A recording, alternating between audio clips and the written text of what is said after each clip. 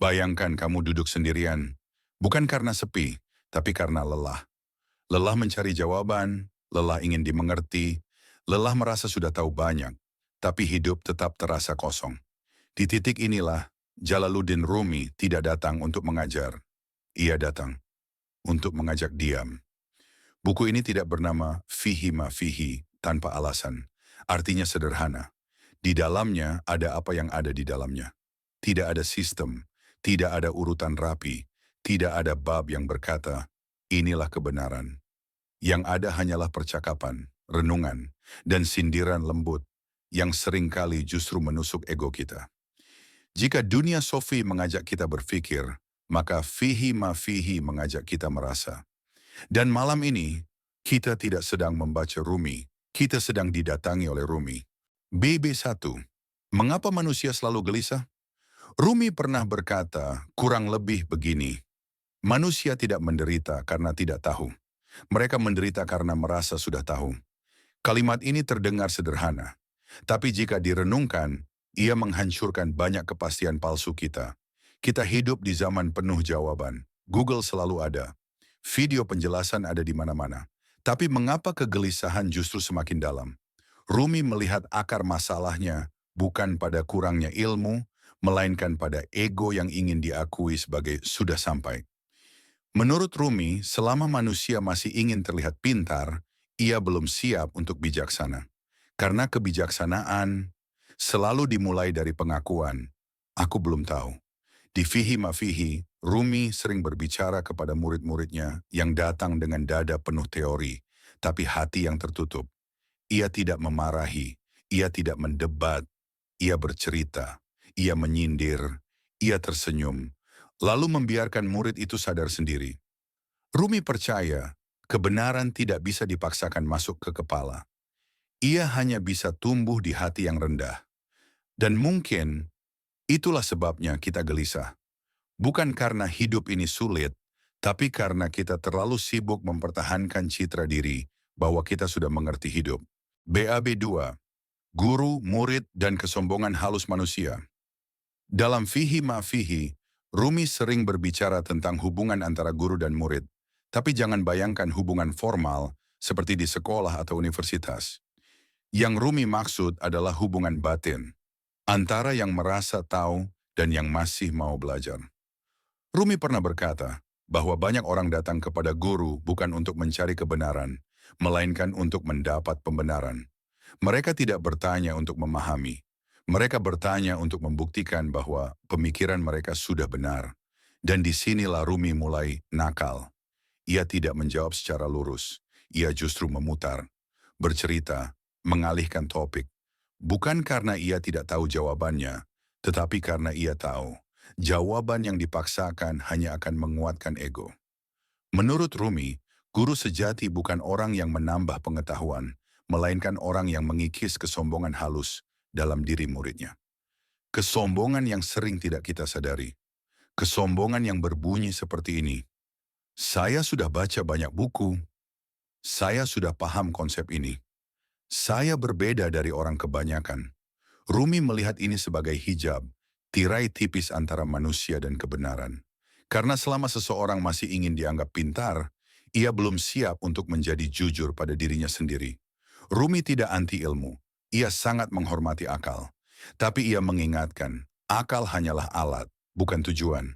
Jika akal dijadikan mahkota, manusia akan mulai merendahkan yang lain.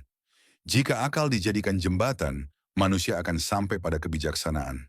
Dan perbedaan keduanya sangat halus. Transisi ketika akal mulai kehabisan kata.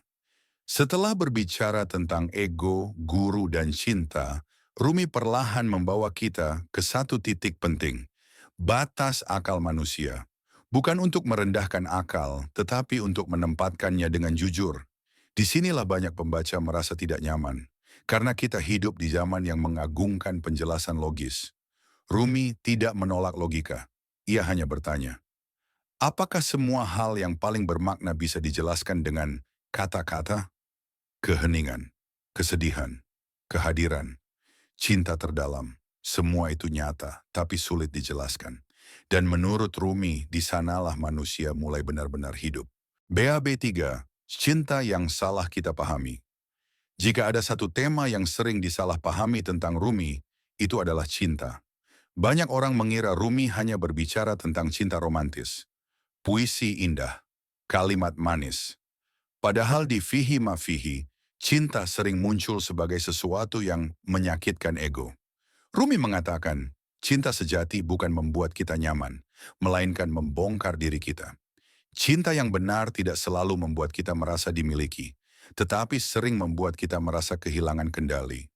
Menurut Rumi, kita sering mencintai bukan karena ingin memberi, tetapi karena ingin mengisi kekosongan diri. Dan ketika cinta itu tidak berjalan sesuai keinginan, kita menyebutnya penderitaan. Padahal yang menderita bukan cinta, melainkan ego yang tidak terpenuhi. Rumi mengajak kita bertanya, apakah kita mencintai seseorang atau kita mencintai perasaan dibutuhkan? Apakah kita mencintai Tuhan atau kita mencintai rasa aman yang Tuhan berikan? Disinilah fihi ma fihi terasa tajam, tidak menghibur, tidak memanjakan, tapi jujur. Rumi tidak berkata, cinta itu indah. Ia berkata, cinta itu api, dan api membakar apapun yang palsu. Bab 4, diam, mendengar, dan kebisingan manusia. Dalam Fihi Ma Fihi, Rumi sering berbicara tentang diam, tapi bukan diam karena tidak tahu, dan bukan diam karena takut berbicara. Yang Rumi maksud adalah diam yang sadar. Menurut Rumi, kebanyakan manusia tidak benar-benar mendengar. Mereka hanya menunggu giliran untuk berbicara. Kita mendengar bukan untuk memahami, tetapi untuk menyiapkan jawaban. Kita membaca bukan untuk merenung, tetapi untuk mengutip. Rumi melihat ini sebagai tanda bahwa batin kita terlalu bising. Bising oleh keinginan untuk tampil, bising oleh rasa ingin diakui, bising oleh ketakutan terlihat bodoh. Karena itu Rumi berkata, bahwa diam bukanlah kekosongan, melainkan ruang. Ruang agar makna bisa masuk. Dalam banyak percakapannya, Rumi justru berhenti berbicara saat muridnya terlalu berisik dengan pendapatnya sendiri. Bukan karena Rumi kehabisan kata, tetapi karena kata-kata sudah tidak lagi berguna. Ia seolah berkata, jika gelasmu sudah penuh, bagaimana mungkin aku menuangkan apapun? Dan disinilah fihi ma fihi terasa sangat relevan dengan manusia modern. Kita hidup di dunia yang penuh suara, notifikasi, opini, komentar. Tapi semakin ramai dunia luar, semakin jarang kita bertemu diri sendiri. Rumi mengingatkan, jika kita tidak belajar diam, kita akan kehilangan kemampuan untuk mendengar. Bukan hanya orang lain, tetapi suara terdalam diri kita sendiri. BAB 5. Akal, iman, dan batas logika. Salah satu kesalahpahaman terbesar tentang Rumi adalah anggapan bahwa ia menolak akal. Ini tidak benar. Rumi justru sangat menghormati akal, tapi ia menolak kesombongan akal. Dalam Fihi Ma Fihi, Rumi sering menyamakan akal dengan pelita. Pelita itu berguna, ia menerangi jalan, tapi pelita tidak pernah menjadi tujuan.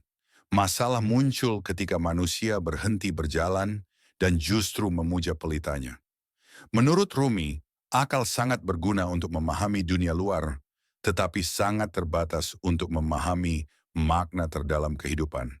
Karena hidup tidak selalu logis, cinta tidak selalu masuk akal, kehilangan tidak selalu adil. Jika kita memaksa semuanya harus bisa dijelaskan secara rasional, kita akan kecewa pada hidup. Rumi tidak mengajak kita untuk membuang akal, melainkan menyadari batasnya.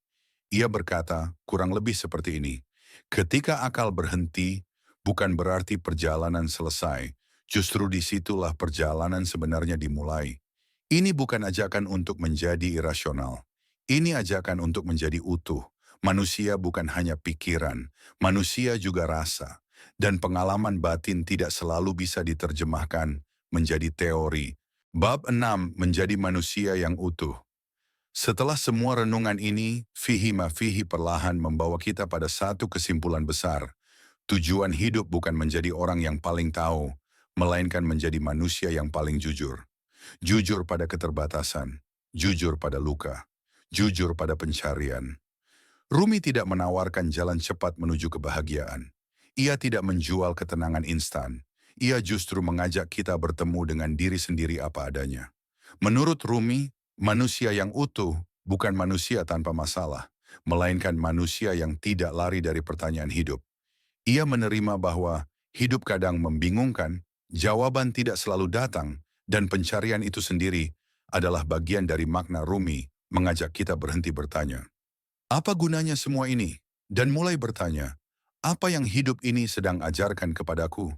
Karena bagi Rumi, hidup bukan soal menguasai makna, tetapi membiarkan makna membentuk kita.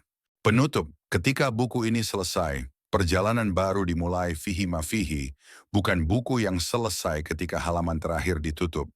Ia selesai ketika kita mulai lebih banyak diam, lebih sedikit menghakimi, dan lebih jujur pada diri sendiri. Rumi tidak meminta kita menjadi seperti dirinya. Ia hanya mengajak kita menjadi lebih dekat dengan siapa diri kita sebenarnya. Jika dunia Sofi mengajarkan kita cara berpikir, maka fihi ma fihi mengajarkan kita cara hadir. Dan mungkin di dunia yang semakin bising ini, kehadiran adalah bentuk kebijaksanaan yang paling langka.